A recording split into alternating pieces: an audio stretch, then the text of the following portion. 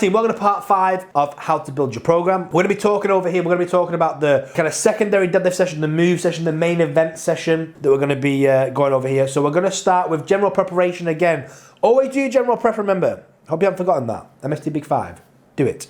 Next is a movement preparation, a specific movement preparation for the move session. This movement prep section has a lot in it because we could do quite a few different things on this section, and we can move our training around and do different things, and we can layer out different training weeks and different training styles here. So it's important to pick a movement prep that complements the session you're looking to build.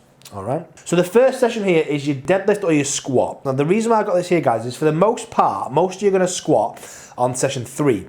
But sometimes it's good to layer it differently and do a full pressing session there. For example, if you're really weak at pressing, you're going to do specific press day, all press focus. You might make the third training day all press focused as well, because you need to really build that press up, and maybe squat doesn't need to be a priority. So on this session here, we could pick squat here, and we could do our squat work there instead. So it's really important to know that, because we can basically just take the squat from session 3 and put it on session 4. But for the most part, most of you are going to be squatting on session 3. This section here is where I like to put a second deadlift session. The deadlift sessions available here are a little bit different to the sessions available in the main deadlift section. They're more background, they're more complement sessions. Think of them as that. They're going to complement session 2.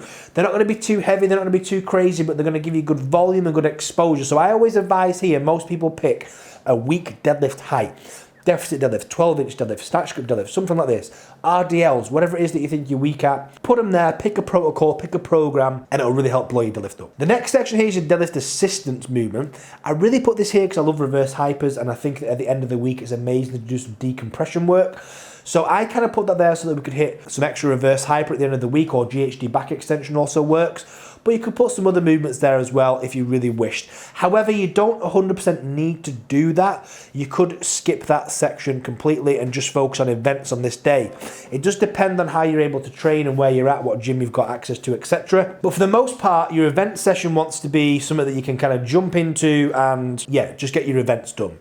The reason why these sections are here is because sometimes in certain phases we might not want to train any events. We might want to have an off-season, no events off-season.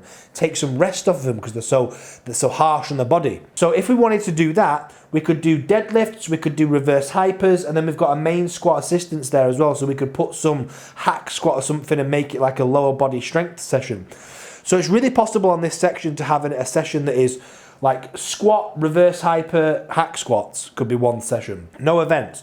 Or we could do the complete opposite. We could come in and we could do 12-inch deadlifts, and then 3 events. We could do farmer's yoke stones. So here this session's quite versatile, but the main focus really is so that you guys can choose whether you're doing events or not.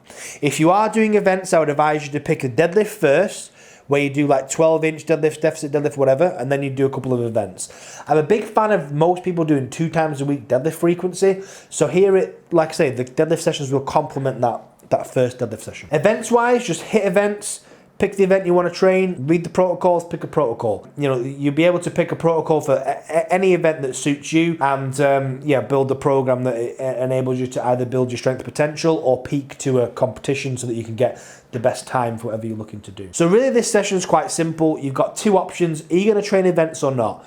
90% of the time you're going to be training events, which means you're going to be trying to do a deadlift or maybe a squat if you moved it from session 3, and then you're going to be doing your events, selecting the events you need, working on the skills you need to work on, and making sure that you pick the correct protocol for you. So this is the end of this part, guys. Pretty simple, this part. The next part, we're going to be going through a push-pull leg split and just showing you how's best to layer your sessions if you want to do a push-pull leg split. And then we're going to have a couple of other videos with different other layouts you can utilize that will help you get the most out of the app.